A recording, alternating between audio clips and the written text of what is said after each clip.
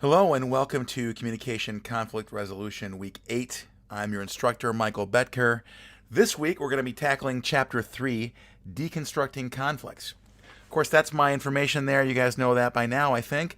The best way to get a hold of me or have a solution to a problem, if you have anything going on, would be email. So that's my email there. Of course, you can call me if you wish as well, or text me, or you can meet me face to face Monday, Wednesdays from 2 to 4:30.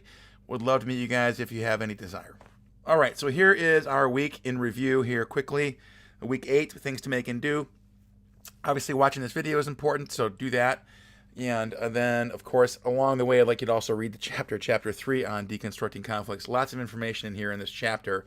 And it's not super long, but it's certainly something you want to read. So don't rely on my videos alone to carry the day. 3 things we'll be doing this week. First one is discussion post number 4. That's due on Thursday, March 14th, worth 25 points. And I'm essentially asking you to respond to 2 case studies in the book, which we'll explain in an upcoming slide. Also, along the way, we have our number 7 reading quiz on Chapter 3, which is worth 15 points. That's also due on Sunday, March 17th at midnight. And here's the big daddy for the week. There are 2 sides to every story, which is going to take what we learn in class here, a methodology for breaking down a conflict. And I'd like you to pick a conflict that you know of or maybe you were involved in and break it down using the tools we'll discuss in Chapter 3. That's worth 50 points. That's also due on Sunday, March 17th, along with your reading quiz. So if you do the reading, you watch the video, and you participate in the post, you should be pretty well qualified to get all this stuff done. All right, so here's Chapter 3. We're going to kind of plow through this quickly here on deconstructing conflicts. So we're going to start by talking about something called an issues iceberg to kind of launch the discussion. But here's what we're going to learn in this chapter. First, we're going to learn how to discuss data sources available for analyzing conflict. Okay, so now how we do it, kind of willy-nilly, right? So conflict happens, you take it in as best you can, and we'll talk about some of the pitfalls of self-reporting. But by and large, there are many ways to think about conflicts and the information that comes into you as a conflict management person. So in other words, now you've been trained a bit on this. How do you take information in? So we'll talk about that. Of course, the 2 methods for conducting a conflict analysis. The book talks about 2. We'll share both of those, and we're going to actually focus on 1. Number 3, describe change-oriented conflict analysis. Really kind of ties to one of the methods we'll talk about. But the goal here with anything we do in conflict analysis is to kind of hopefully create positive change for the parties in conflict. And the last thing we'll do, obviously, in class is this 50-point project in which we'll conduct a conflict episode analysis. All right, what are conflicts? So quickly want to mention this. They're issues-based. In other words, it's not just something that springs up out of nowhere. Usually there's some kind of problem or issue that people are at odds about. Often they're tangled up in personalities, as we know. Today, in fact, before I started recording, I had a little argument with my daughter, which I'm sure we'll have more discussion around later on. But our personalities sometimes tend to clash, which is a big part of that problem. You'll see that happen a lot, right? Where different personalities create discord and make things more difficult. Of course, along with that are emotional situations where emotions kind of tend to take over. Emotions, as we know, can kind of cloud our judgment, can make us not think clearly, and all of those things kind of roll up into a conflict. Our conflicts are also driven by personal interests, needs, and desires, as we know, right? So a lot of times it's I want this, you want that. We can't find a happy medium. They also involve self-perceptions and self-esteem. So in other words, our ability to reflect the truth about a situation are colored by how we see ourselves, generally speaking. So more on that. Conflicts also include hidden expectations. So when we talk about the issues iceberg, we know the things that are on the surface that are poking above the water. But what about all the things that are underneath the water? Those are hidden expectations, and by extension, of course, things that have been left unresolved from the past are all below the surface that we have to figure out. So I mentioned the issues iceberg. Here's an example of that, a quick graphic that articulates this. On the surface, we have the things we can see and hear and experience, right?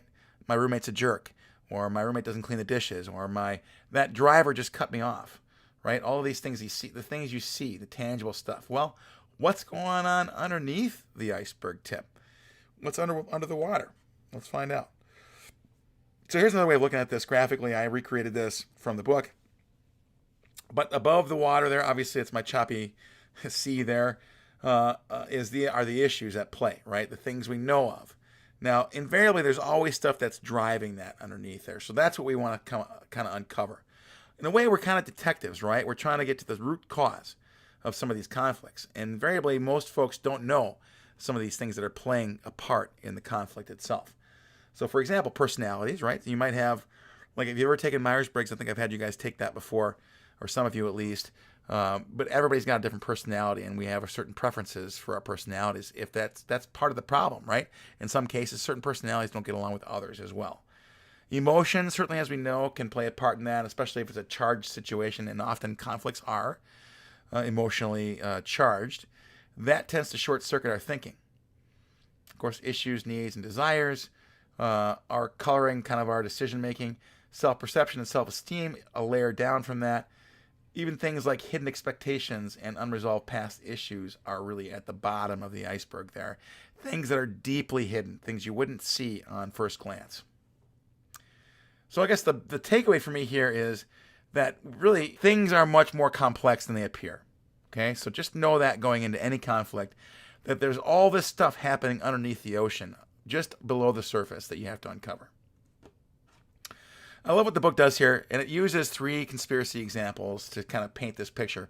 And it's about really these issues and self-perception and some of the stuff beneath the waves here that drive some of these conspiracies and other things that people have kind of taken heart around. Now, I, full disclosure, am a conspiracy theorist, so I really got into the JFK conspiracy quite a bit, and I've read a lot and watched a lot of videos and other stuff because it's just interesting to me.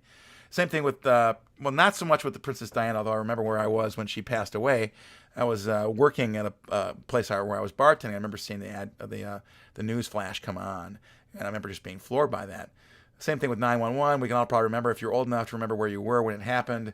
I was at home watching the whole thing unfold on television. I just happened to take that day off. But either way, my perceptions were immediately colored by that whole situation.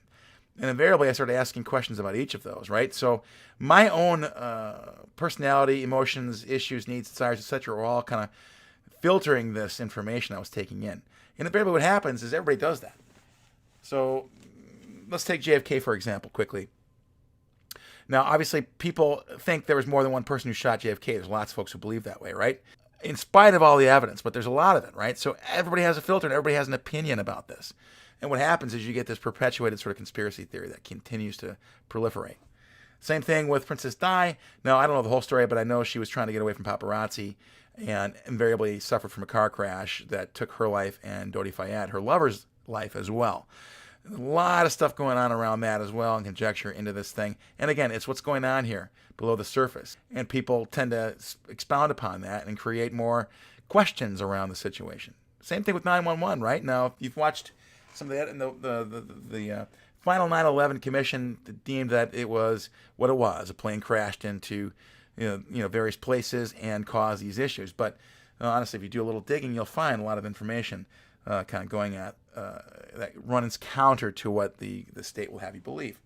So I'm not here to weigh in on that. I will say this, that conflicts can be confusing, right? Now, if you take this as a conflict, and maybe you believe that the government had something to do with 9/11, great, that's your prerogative, but what that is really a conflict of opinion. So, especially if we're involved directly in these big ones, the ones the book talks about, lots of folks have an opinion about, and they're all involved in a way.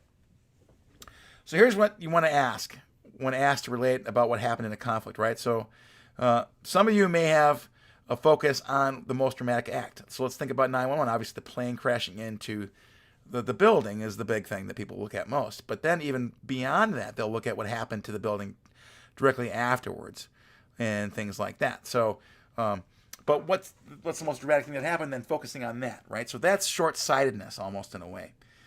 And the other one will be this hyperleap in conclusions, right? Another example I want to give to you guys is this. Remember the migrant caravan recently was in the news? Right away, folks jumped to the conclusion that these folks are coming here to this country to hurt people or to do things they shouldn't be doing, and they may or may not be populated by bad people, right? So lots of people automatically made the conclusion that that was what was happening, right? So I guess what we're going to teach you in this class here is to be more discerning about that information and dig deeper. So the question then is, how can a party to conflict or a neutral third party gain a better understanding of the conflict? And that's what this class is all about. How do you get to the root cause of a conflict? So data sources for systematic analysis is what we use. These are the things and how I want you to think about this, and it scales from top to bottom. The most important is the tangible evidence. Okay, paper documents, emails, text messages, etc. All of those things kind of are at the top of the list here. And you see in the background there, I've got flying saucers seen, and this is actually a reflection of one of my favorite conspiracy theories, is the supposed flying saucer crash at Roswell back in 1967. So there were some documents and some stuff there, some tangible evidence, as it were, that were left along afterwards. Now, ultimately, what they wanted you to believe was that it was the crash of a weather balloon. Okay, so that was some tangible evidence, and on the next page, I'll show you this here. See, they're showing this now, and this is a staged event afterwards that showed some of these weather balloon materials. So that's a good example of tangible evidence. Now, downstream a little more, less reliable are self-reporting and witness reports. Okay, so tangible evidence is more statistically reliable and has more punch than self-reporting or witness reports, eyewitness reports. So something called desk review is what I want to talk about next. That's a review of physical evidence, right? So taking into stock what's in front of you. Is it legitimate, right? That's the other thing you want to make sure. Does it pass the test of authenticity? Is it a legitimate document? And of course, also, these things have to be verified as legit before they can be taken into account. Quickly on this, this shows you how deeply I went into this Roswell piece, but something called the Ramey Memo. Ramey is the guy there on the left with the hat, the one kneeling. In his hand there is what's known as the Ramey Memo. And of course, somebody took and zoomed in on that and was able to glean some basic information from this thing, which is interesting, right? So he ostensibly then would have just received this memo from somebody higher up at the government saying, hey, only say this. And that's what this suggests here in this case. So if this is true, this could be considered some kind of tangible evidence toward that sort of storyline. Now, whether or not, now we're not here to say yet whether or not it is, but it's interesting, right? I would say that is a good example of tangible evidence, potentially. All right, that said, cleanse the palate here with this idea of what's called Occam's razor, okay? Now, I've trained myself, and this is not in the book, by the way. I want to give this information so you understand. This is a great way to determine if you're on base or not. And Occam's razor simply asks the question, what's the simplest answer to the situation or the conflict, okay? And really, the more complex your story is, the more likely it's not true. It's really the central thing here. So Occam's razor really cuts through the BS, almost, in a way, and gets to the most simple solution, which is most often the right one. Okay, you guys can use that one as you will, but applying that to some of these here, to some of these different conspiracies kind of helps quite a bit, I think, right? Cut to the chase. All right, so let's talk about self-reporting, okay? So you were involved, and you'll be asked to do this, right, when we get to this final project. But self-reporting data, how reliable is it? So most of us want to believe that our memories are stable like a video, right? So in other words, I was there, I recorded the events, I remember seeing them as I saw them. Invariably, that's not true. Now, you've heard people say they have photographic memories. Maybe that's true. I don't know if that's actually possible.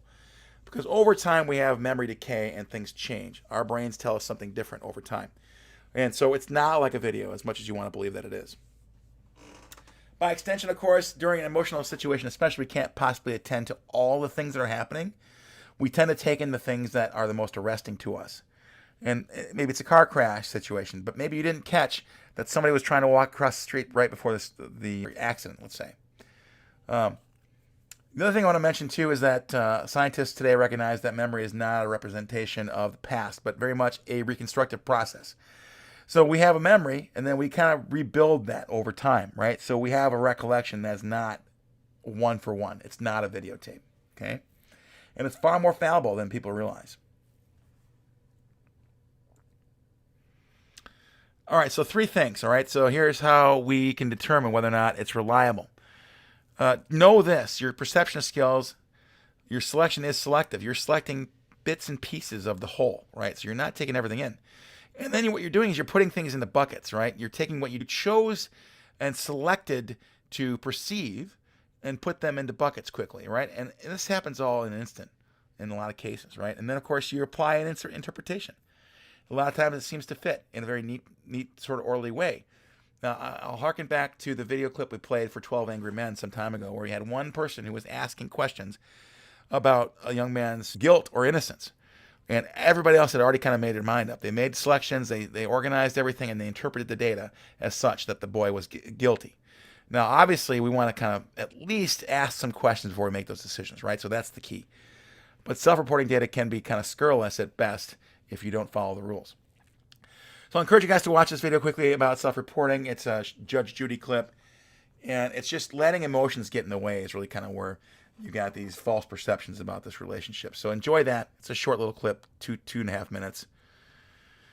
All right, so the other thing I want to mention too is about witness reports. Very similar to self-report, right? Witness reports similar to that. The big takeaway for me is this. Again, you've got selection issues, right, where you're selective in your selection. Things can be planted. Things can happen. Memories can be created from thin air in some cases, right? So it's an apparent recollection of an event that did not occur. So false memories are something you want to watch out for as well with witness reports. All right, so we talked about this at length here. No, that selection, organization, interpretation, equal perception. In other words, that's not an actual reflection. It's not a videotape of what happened. It's your perception of what happened. Okay, so that's kind of a setup for our blog posts. We have 2 of them. First one I want you to think about is a note somebody wrote in for an advice column about drunk texting. Okay, so read that through and then make these answers in there. And again, I'm looking for 300 to 400 words there. Same thing with this one between Christopher and Sarah, 2 different takes on the same situation. Again, hence you've got this idea of 2 different sides to the same story. So look through each of these, answer these questions here. Again, 300 to 400 words. This one's found on page 58 to 60, and this one is on page 53. Okay, that's due Thursday. All right, so let's talk about methods of conflict analysis.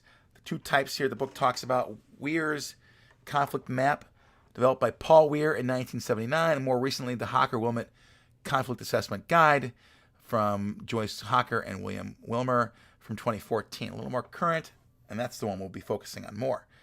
Quickly want to take you through Weir's conflict map. Essentially what it is, it starts with the history, moves all the way through to how do you manage a result of some kind, whether it's a resolution or ongoing management of a situation, and all the gooey stuff in the middle. So they're similar, but 7 steps for Weir, and then there's 10 steps here, which I'll walk you through, okay? So here it is, and I'm going to use this as a way of introducing the assignment, the 50-point assignment, 2 sides to every story. Now, this may include your story, right? Which is fine. I encourage you to do that, right? So you can pick your conflict, but what I encourage you to do is to be dispassionate about the conflict as much as you can, right? Look at both sides. I know it's not easy, particularly if you feel like you've been maligned by somebody, but try to take their point of view as much as you take your own. All right, so here's step 1, quickly, right? So essentially what you're doing is you're regurgitating or writing the origin of the major events that built around that. And this may be historical. Like I could write a couple books on the conflicts I've had with my mother over the years. So what are the things that built up to that? Now, you don't have to write a novel on this, but you should take into account all the things that build up to whatever conflict you're experiencing at the moment with your clients. Okay. Step 2, information sources. Where is the information coming from? In the case we've described here, you may have eyewitnesses. You may have some actual tangible evidence. You may have some self-reporting information. Maybe there's a contract. All of these things, communication via email, all these things have varying degrees of importance. But what are all those things? List all the sources of information there. And again, we know how they're weighted now, right?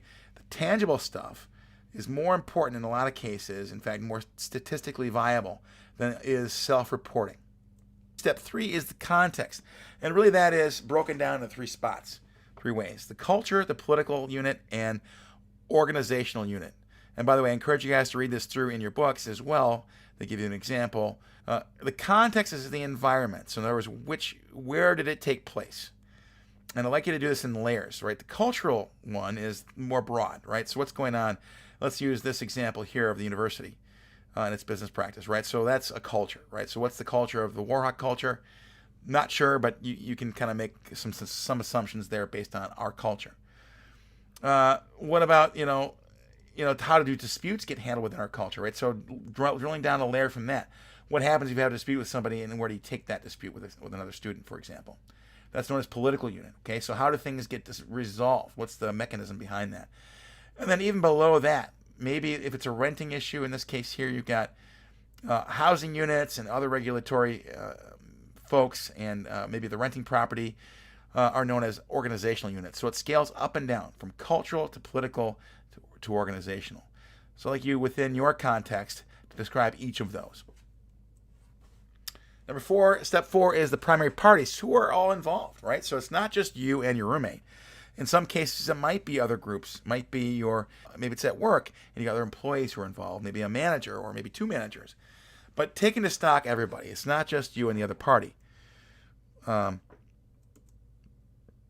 5, the issue. So you want to lay out the problem, lay it bare, right? What's the problem, the matter in question, the point in contention? What are the parties' beliefs behind the conflict?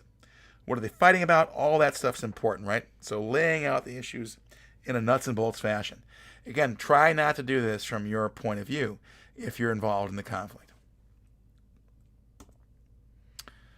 6 is, now we're getting to the good stuff here, demands and interests, right? So you got to determine, this is where the rubber hits the road, frankly, in coming up with a solution. But what do the parties want? And this is where you might find a pathway to a win-win solution. Maybe one person just wants to find peace with the whole situation and is willing to give up certain things in exchange for that. Or maybe there is a win-win solution that we've talked about where both parties can win. But a little digging is required. And you'll start by thinking about the demands and interests of each party. Step 7, the party's social realities. Okay, so this is a little more about how people take information in from their milieu. In other words, their social reality. So we have 3 ways to think about that. Moral realities, which reflect basic assumptions about proper conduct. So in other words, I have a moral compass that might differ from yours slightly. But knowing that is important, right? People have different views on capital punishment, right? Some think that that's a just way, an eye for an eye, right? Versus other ways of thinking about moral realities of that, and maybe not an eye for an eye. Two wrongs don't make a right, right? So you can think about that in both ways. That's a good example of moral realities. Justice realities are principles used to establish the proper outcome of consequences of conflict resolution. So in other words, if you were the judge and jury, how would you come up to an amicable solution on that? All right, so really what you're looking at is in some cases you're comparing apples to oranges, right? So taking stock in the different sort of ways that each conflict party approaches the situation. One might have a very strong mind about justice, another might be more conciliatory, or maybe you got both pointing in the same direction. Either way, it's important to note kind of each party's sort of point of view on that. Step 8, other interested and affected parties, right? So like I said, there's probably more than just 2 people involved, or 3 maybe even, but you want to take into stock all of the folks in the universe of the conflict, even secondary parties as well. Number 9, parties, resources, or power. So in a conflict, participants tend to focus on the adversary, right? The reality is we have potential to make good decisions at our disposal. So I'll try to explain that. Basically, parties rarely consider the strengths they have to influence the other party's behaviors, right? So you may have more power in a situation than you think you do to help make change. So this is sort of almost borrowing from Saul Alinsky a little bit here, in that one party may realize they should bring this to a broader audience. So that's kind of what we're talking about here as well, is this, one party may have all the power seemingly, and another party may not have much power, feel powerless, until they realize that this issue may be broader, may actually be something they can actually bring a coalition around with other students. Last but not least, settlement options, the big deal here. Obviously, we're trying to building up to this. We want to come up with as many solutions as possible that are viable. And obviously, you'll think of one, but maybe you should think about a few others as well. And the idea here is to speculate and develop possible settlement options, things that might work, be workable solutions based on all the information you've collected, right? So you want to look for ways to meet all parties. I guess the first goal is to find a win-win if possible, right? And this is where this is like a creative endeavor, right? Because um, it may not just jump out at you. It's something you have to think through. And the more notes and the more you pay attention to what people say, the more likely is a solution to present itself to you. All right, that's enough to be dangerous. So let's part ways here. Thanks for your time and energy. I wish you the best of luck, obviously, in this week. Let me know if you have any questions on the assignments or anything like that. Two sides to every story. Exercise is really meant to have you kick the tires on what it's like to be an actual conflict resolution manager. So I'd like you to just, as much as possible, remove the passion and the emotion from this and just stick to the facts as much as possible. With that, I'll leave you. We'll talk to you guys next week. Let me know if you have any questions. Talk to you soon.